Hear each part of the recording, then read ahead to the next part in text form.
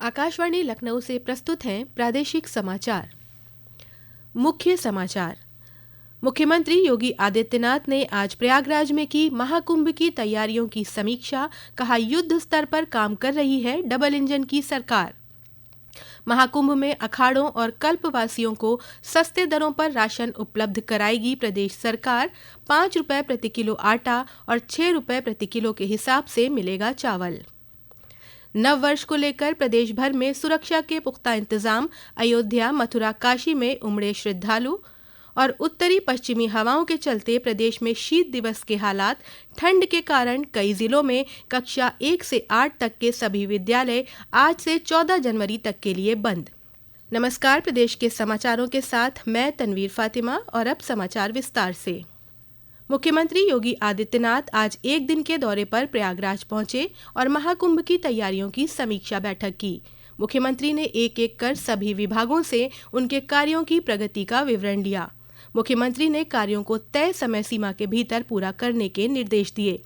समीक्षा बैठक के बाद उन्होंने एक प्रेस वार्ता के दौरान बताया कि महाकुंभ के लिए डबल इंजन की सरकार द्वारा सभी व्यवस्था उपलब्ध कराने के लिए युद्ध स्तर पर तैयारियां की जा रही हैं। 144 वर्ष के बाद महाकुंभ का यह मुहूर्त आ रहा है और इस महा समागम का साक्षी देश और दुनिया बनना चाहता है। इसके लिए हर प्रकार की व्यवस्थाएं डबल इंजन की सरकार ने, केंद्र और राज्य सरकार ने मिलकर के, यहाँ पे प्रशासन और पुलिस ने मिलकर के, मेला प्राधिकरण के साथ मिलकर के इन सभी कार्यक्रमों को युद्ध स्तर पर आगे बढ़ाने की तैयारी की जा रही है। मुख्यमंत्री ने कहा कि मुख्य स्नान वाले पर्व के दिन कोई प्रोटोकॉल नहीं होगा और साधु संतों और श्रद्धालुओं के लिए विशेष व्यवस्था होगी। मुख्य स्नान के दिन कोई भी प्रोटोकॉल नहीं होगा। पूज्य संतों के लिए, श्रद्धालुओं के लिए यहाँ पे स्नान की व्यवस्था के लिए सभी लोग लगेंगे। सभी स्नान पर संतों के स्वागत के लिए, श्रद्धालुओं के अभिनंदन के लिए सरकार के स्तर पर, मेला प्राधिकरण के स्तर पर पुष्प वर्षा की व्यवस्था भी रहेगी। मुख्यमंत्री ने आज प्रयागराज के नैनी में बायो सीएनजी प्लांट का अनावरण किया। इस अवसर पर उन्होंने कहा कि ये बायो प्लांट स्वच्छ प्रयागराज सुव्यवस्थित महाकुंभ के संकल्प की दिशा में एक प्रयास है, जो महाकुंभ के बाद भी प्रयागराज नगर के लिए अत्यंत उपयोगी सिद्ध होगा। इससे पहले स्नान घाटों की तैयारियों को परखने के क्रम में मुख्यमंत्री ने संगम ऐरावत घाट और संगम नोज घाट का भी निरीक्षण किया। महाकुंभ में प्रदेश सरकार ने अखाड़ों, संस्थाओं और कल्पवासियों को सस्ते दरों पर राशन उपलब्ध कराने की व्यवस्था की है। महाकुंभ में अखाड़ों, कल्पवासियों को 5 रुपए प्रति किलो की दर से आटा और 6 रुपए प्रति किलो के हिसाब से चावल उपलब्ध कराया जाएगा।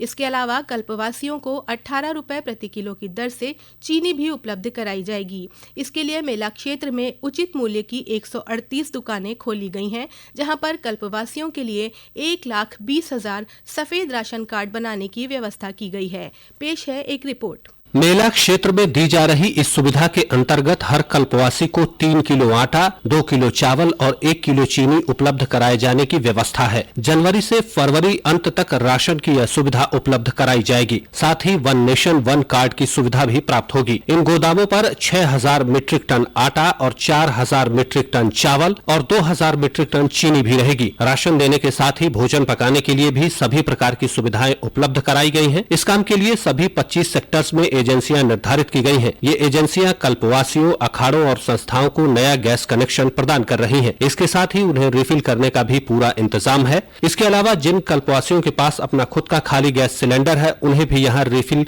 करा सकते हैं। आकाशवाणी समाचार कक्ष से राघवेंद्र त्रिपाठी। रेलवे प्रयागराज महाकुंभ के लिए 3,000 विशेष रेलगाड़ियों का संचालन करेगा। इनमें 1,800 छोटी दूरी और 700 लंबी दूरी के लिए रेलगाड़ियां चलाई जाएंगी। 560 रेलगाड़ियां प्रयागराज में बनाए गए रिंग रेल मार्ग पर चलेंगी। महाकुंभ का आयोजन 13 जनवरी से 26 फरवरी तक उत्तर प्रदेश के प्रयागराज में होगा। रेल मंत्रालय ने बताया है कि मेला क्षेत्र के अलावा प्रयागराज के 9 रेलवे स्टेशनों पर 560 स्थानों पर टिकट उपलब्ध कराए जाएंगे। महाकुंभ के लिए रेलवे ने 15 दिन पहले रेलवे टिकट जारी करने की सुविधा शुरू कर दी है। पूर्वोत्तर रेलवे में कल 1 जनवरी 2025 से नई समय सारणी लागू हो जाएगी। इसके चलते गोरखपुर और हमसफर सहित 68 ट्रेनों की टाइमिंग बदल जाएगी। इस वजह से स्टेशनों पर गाड़ी के आने और जाने के समय में परिवर्तन होगा।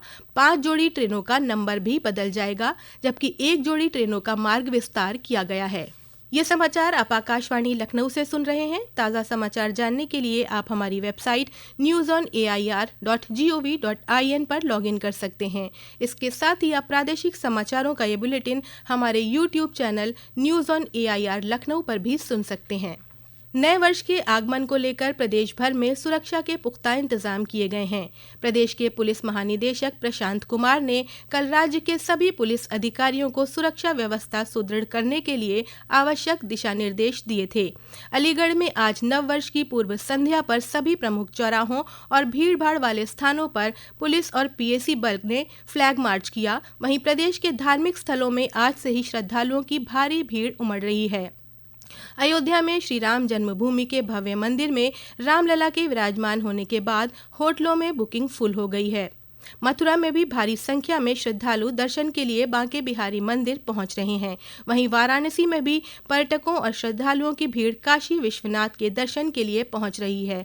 इसके मद्देनजर प्रशासन ने सुरक्षा के विशेष इंतजाम किए हैं। पेश है एक रिपोर्ट। नए साल की शुरुआत में बाबा विश्वनाथ की नगरी काशी में बाबा विश्वनाथ धाम में सुरक्षा के साथ साथ श्रद्धालुओं को सुगम दर्शन हो सके, इसके लिए पूरी तैयारी कर ली गई है। आने वाले श्रद्धालुओं को जिग जैग लाइन के माध्यम से दर्शन सुलभ करवाया जाएगा। नए साल की शुरुआत में चूंकि काफी संख्या में श्रद्धालु दर्शन पूजन के लिए आते हैं, इसलिए स्पर्श दर्शन पर पूरी तरीके से रोक रहेगी। एक अनुमान के मुताबिक 8 लाख से ज्यादा भक्त जनवरी माह के प्रथम दिन दर्शन कर सकते हैं। नव वर्ष मनाए जाने पर कड़ी दृष्टि रखते हुए वाराणसी पुलिस ने भी अपनी तैयारी की है। वाराणसी के काशी जोन के DCP गौरव बंसवाल के अनुसार काशी जोन को 12 ऐसे स्थान चिन्हित किए गए हैं जहां पर अत्यंत सतर्कता की आवश्यकता रहती है। इसके अलावा सुरक्षा के हर एक बिंदुओं पर तैयारी कर ली गई है। आकाशवाणी समाचार के लिए वाराणसी से मनीष सिंह। निचले क्षोभ मंडल में स्थिरता के कारण कोहरे की लिफ्टेड परत के प्रभाव और पहाड़ी इलाकों से आ रही ठंडी उत्तरी पश्चिमी हवाओं के चलते प्रदेश में दिन के तापमान में प्रभावी गिरावट के परिणाम स्वरूप प्रदेश में कोल्ड डे जैसी परिस्थितियां उत्पन्न हो गई हैं।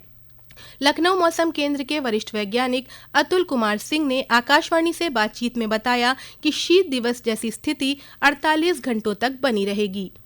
अधिकतम तापमान में उल्लेखनीय गिरावट दर्ज की गई है। 5 डिग्री 6 डिग्री कहीं कहीं 10 डिग्री तक की गिरावट आई है, की वजह से दिन में जो है वो लगभग कोल्ड डे जैसी सिचुएशन शीत दिवस की स्थिति बन गई है। वहीं पे अगर हम रात का तापमान देखें तो उसमें कोई विशेष गिरावट नहीं आई है और अभी भी वो सामान्य से ऊपर बने हुए हैं। तो जहाँ पर रात का न्यूनतम तापमान 10 डिग्री सेल्सियस से कम हो गया है, वहाँ पर कोल्ड डे की सिचुएशन टेक्निकली है। ये जो परिस्थितियां हैं इसमें अगले 48 घंटों के दौरान यानी कि 1 जनवरी तक परिस्थितियां ऐसी ही रहेंगी।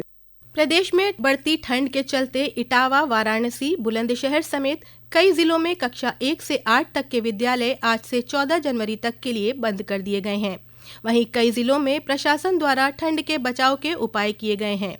मऊ के जिलाधिकारी प्रवीण मिश्र ने शीतलहर के दृष्टिगत प्रशासन को अलर्ट रहने के निर्देश दिए हैं।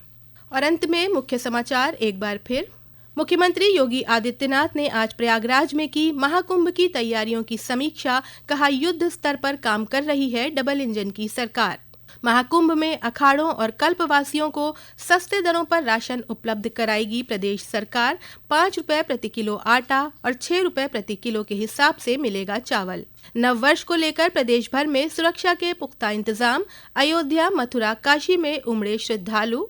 और उत्तरी पश्चिमी हवाओं के चलते प्रदेश में शीत दिवस के हालात। ठंड के कारण कई जिलों में कक्षा 1 से 8 तक के सभी विद्यालय आज से 14 जनवरी तक के लिए बंद। इसी के साथ प्रादेशिक समाचारों का ये बुलेटिन समाप्त होता है। अगला बुलेटिन रात 8 बजे FM पर प्रसारित किया जाएगा। नमस्कार।